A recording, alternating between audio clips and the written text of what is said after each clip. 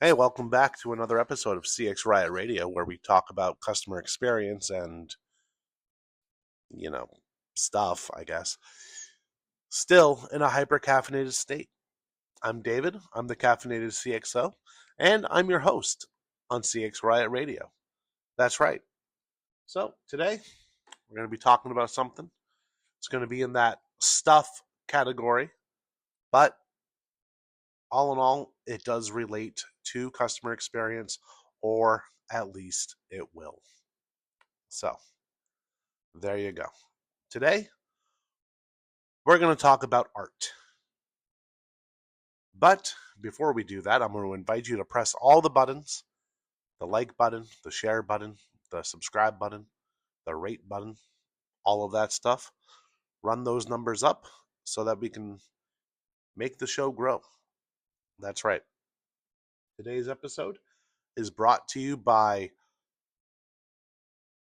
coffee, energy drinks, and Lucky Strike cigarettes. They're not paying for anything, but yeah, you know what I mean.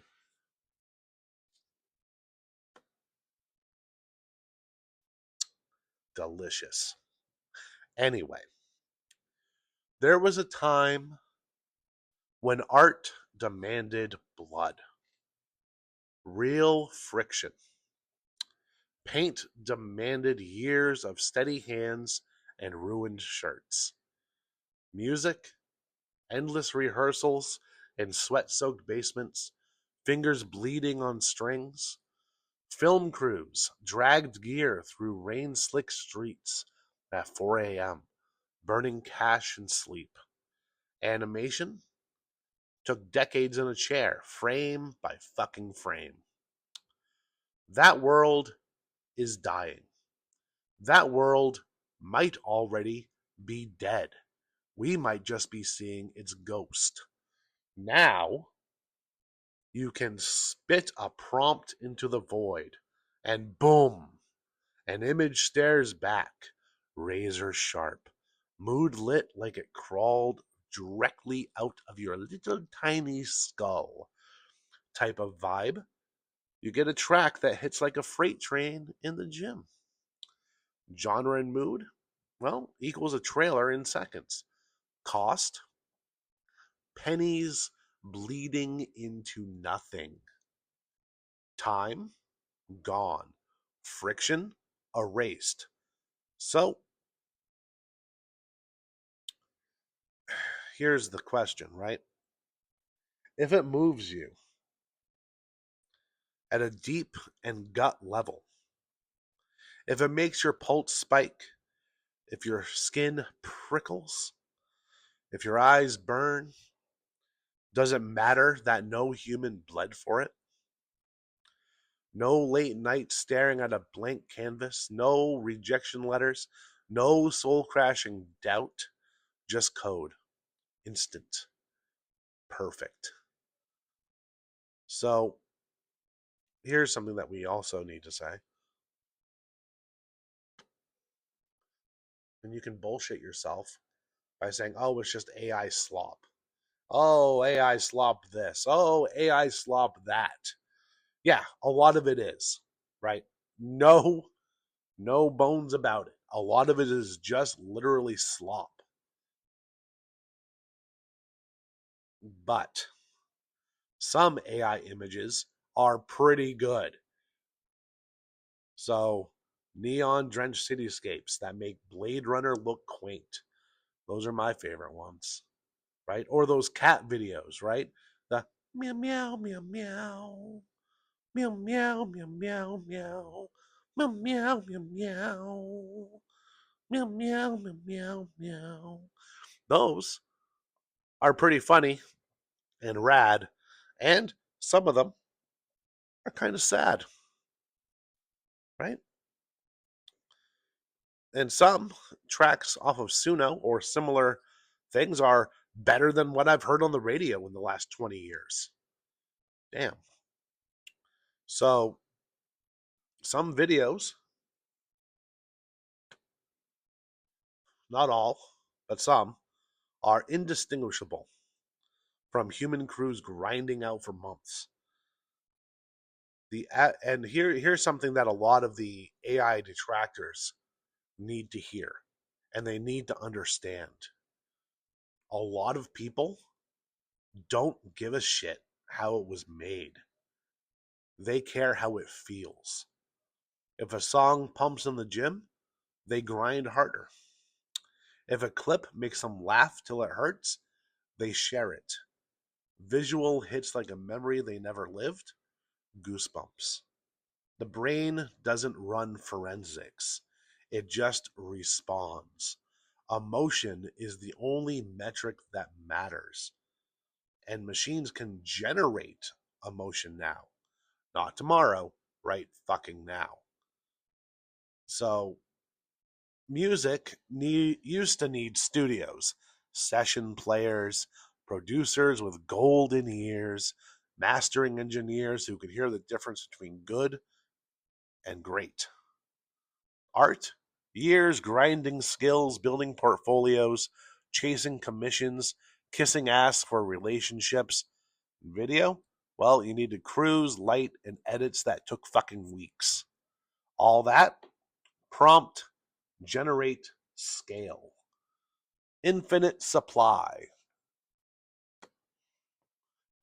Scarcity, the old leverage, the thing that let artists charge what the market would bear, is gone. When supply floods to infinity, price collapses. That's not hate, that's economics. It's brutal, impartial, and inevitable. So, an AI song, let's say, makes you cry. Real tears, the kind that blur your vision. Is that emotion fake? An image inspires you to move, to create, to fight. Is the spark counterfeit because silicon sparked it? The experience is authentic. The origin, synthetic. Yeah. So, and for the artists out there, I know, I know. You have a sympathetic ear.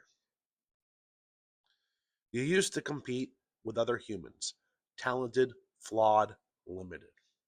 Now, infinity. And infinity doesn't sleep, it doesn't burn out, and it doesn't need motivation. One indie musician grinds out a track a week if they're killing it. AI spits thousands in an hour. Illustrator, handful per month. AI, thousands per day. Companies need background music, generate it. Extras in scene, voiceovers, storyboards, scripts, instant.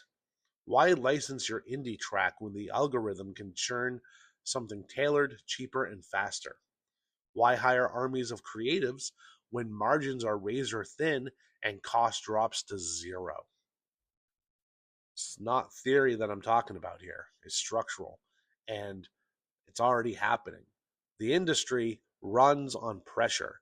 When creation costs nothing, that pressure crushes downward. So, but let's be real fair here, right? Let's be fair.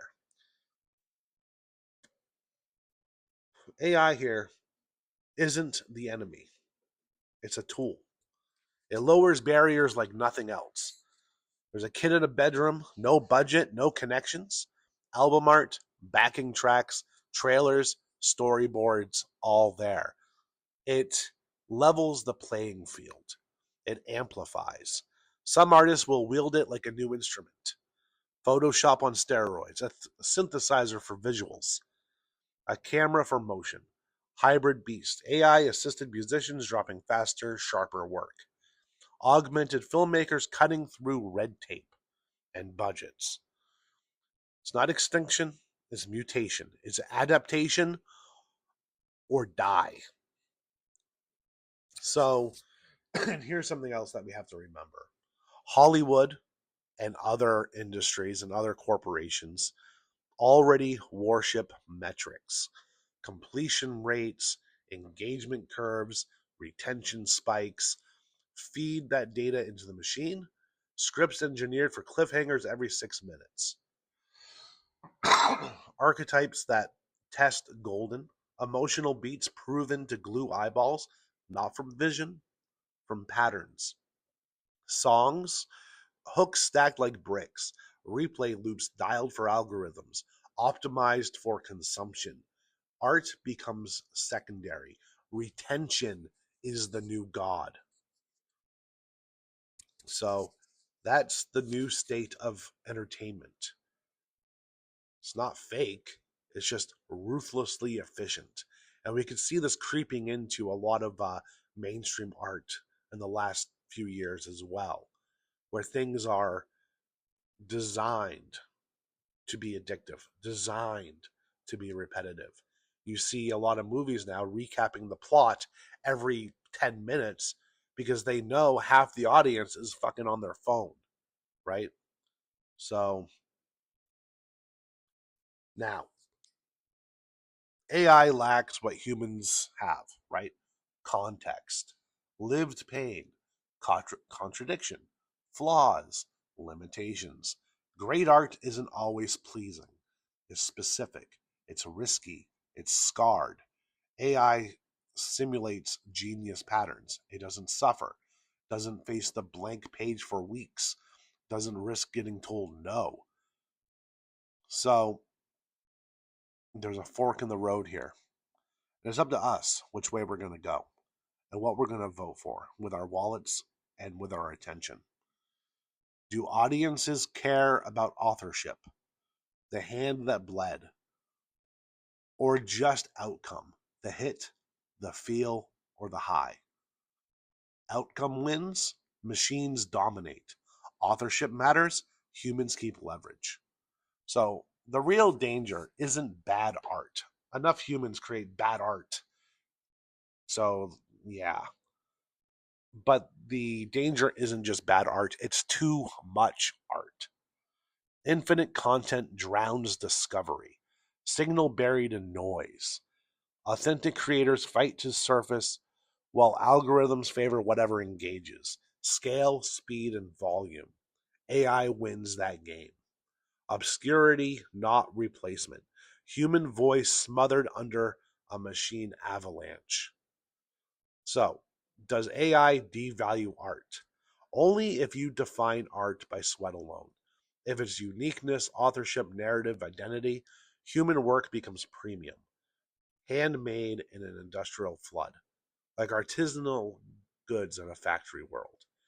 If it's sensory hit, entertainment, or mood, AI owns mass.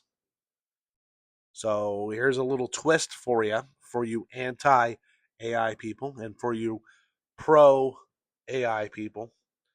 Both tiers coexist. Mass synthetic stimulation and premium human crafted depth. Art thrives on tiers. So let's talk about the street level creator. Picture the indie in a dim apartment. Laptop glow cutting the dark. Grinding nights, uploading to platforms that don't give a shit about his story, only engagement, competing not with talent, with speed. Silicon never sleeps. And the consumer side, well, we have most will swallow AI content blind. Store playlists, add visuals, filler episodes, generated clips. Passive? Yeah, fine. But culture, identity, movements, the human voice still carries weight because real art isn't output, it's connection, knowing someone's on the other end, flawed, fighting, and real. So, because this is still part of the Modern Life is Cyberpunk series that I'm doing, here's it put into that, right? Corporations don't just own labor. They own narrative, entertainment, the feed. Now imagine infinite content tailored to your profile. Distract, pacify, isolate. No shared moments. No scarcity, just endless custom sedation.